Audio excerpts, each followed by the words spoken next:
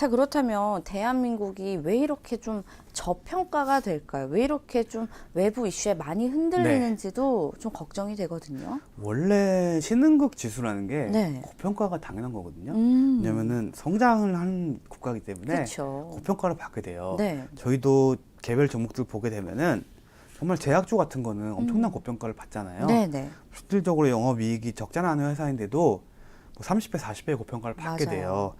근데 신흥시장 같은 경우에도 뭐 아시아권의 신흥시장, 그런 뭐 과거 뭐 싱가포르, 인도네시아, 뭐 태국, 네. 대만 이런 데들은 모두 고평가를 받은 경험이 있습니다. 그렇죠. 열풍이 불면서 한국 증시는 단 한 번도 고평가를 받은 적이 없습니다. 아, 네. 고평가도 아니에요. 본평가라는 게 현재 유가증권의 총 가치의 네. 1배를 받는 게 원래 평가거든요. 그렇죠. 근데 우리나라는 항상 0.6, 0.7밖에 평가를 못 받고 있어요. 그렇다면 저평가가 되고 그렇죠. 있는 거죠. 한 30%, 40% 정도 항상 디스카운트를 받고 있다는 얘기예요. 네. 그러한 이유에는 여러 가지 있겠지만 가장 중요한 게 약간 지정학적 리스크예요. 그렇죠. 예. 그 우리나라 같은 경우에는 가장 지정학적 리스크를 항상 얘기하죠. 네. 중국과 미국, 그리고 일본, 그리고 러시아, 네. 그리고 북한까지. 네, 그렇죠. 그래서 가장 지구상에서 가장 악랄한 5국가에 인접해 있어요. 네. 근데 제가 봤을 때 우리나라는 악랄하지 않습니다. 착한 나라입니다. 너무 선해요. 예, 네. 선한 나라입니다. 국민성이 다소 과격하고 급할 수는 있겠지만 정말 마음은 따뜻한 나라예요. 그렇죠. 근데 이런 도둑놈 같은 나라들의 사이에 껴가지고 네. 굉장히 힘든 상황이에요. 좀 지정학적으로 그렇죠. 위치가 좀 좋지는 각국의 정책에 굉장히 휘둘리고 있고요. 네.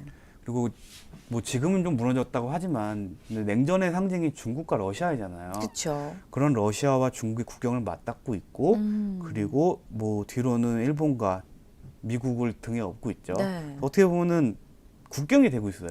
예. 저희가 좀 그렇게 그렇죠. 되고 있죠. 공산주의 세력과 네. 자본주의 세력의 국경에 있는 상황이었습니다. 네네. 그렇기 때문에 언제라도 전쟁터가 될 수 있기 때문에 투자자들 입장에서는 좀 투자가 힘든 상황이었죠. 왜냐하면 그쵸. 전쟁 나면 모든 게 종이 조각이 되니까 네. 그런 리스크는 항상 안고 있다는 거고요. 그리고 가장 중요한 또 안보적 리스크. 네.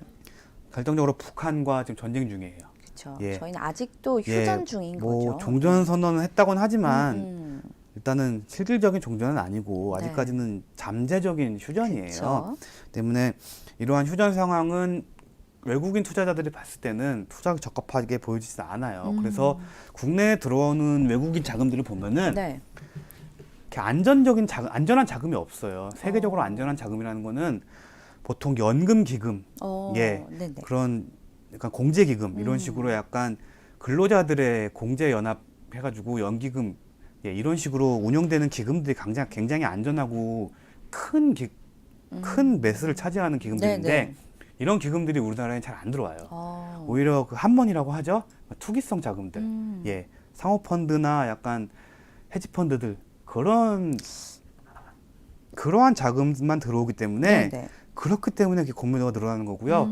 그들은 휙휙 들어왔다 휙휙 빠집니다. 그쵸. 그렇기 때문에 대한민국 증시가 이렇게 참 힘든 상황입니다. 그렇기 때문에 이러한 안보적 리스크는 북한과 어느 정도 평화적인 스탠스가 유지가 된다면은 네. 어느 정도 해결이 돼요.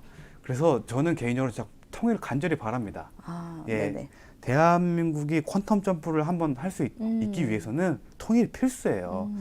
근데 그 과정이 굉장히 힘들긴 하지만 네. 저는 반드시 되길 바라고요. 네. 만약에 통일이 된다면은 어느 정도 시장도 재평가를 받고 성장성이 올라가기 때문에 네.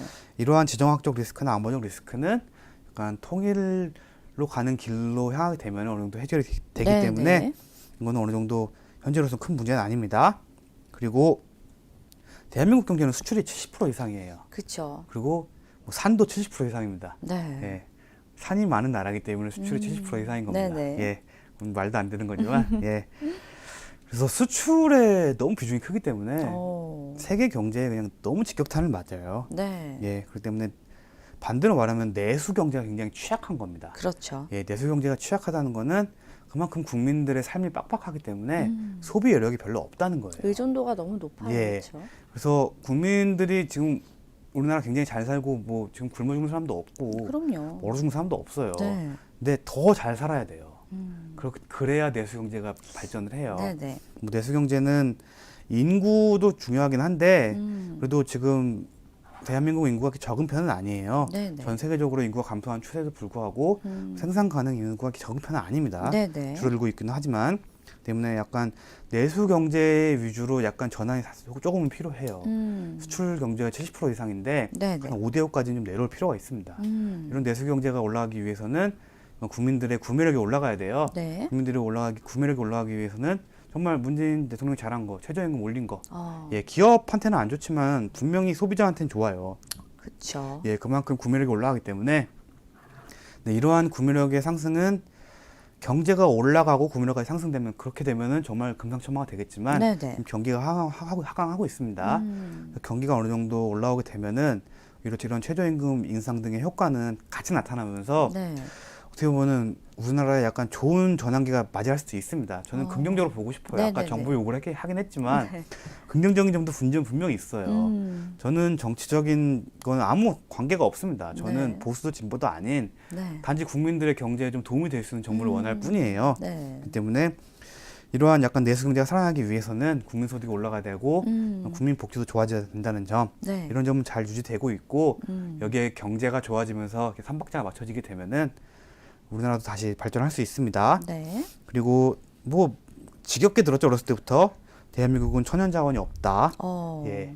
그리고 식량 자급도도 생각보다 높지는 않아요. 네. 예, 쌀에 대해서는 자급도가 높지만 쌀 이외에 뭐 과일, 농작물, 뭐 비료 이런 거에 대한 자급도는 높지 않습니다. 그쵸. 식량 의존국이에요. 네. 예, 만약에 무역이 단절되면은 국내에서 식량 자급 자족이 안 되는 나라입니다. 맞습니다. 근데 세계적으로 식량 자급 자족이 되는 나라가 10군데가 안 돼요. 어. 예, 대표적인 나라가 뭐 프랑스 정도가 있고요. 네네. 미국 정도가 있고요. 중국조차도 식량 자급 자족이 안 됩니다. 네네. 때문에 이러한 그 외부에 굉장히 치중을 많이 두고 있고요. 네. 그리고 1차 산업부터 3차 산업까지 모든 게 불안전해요. 네.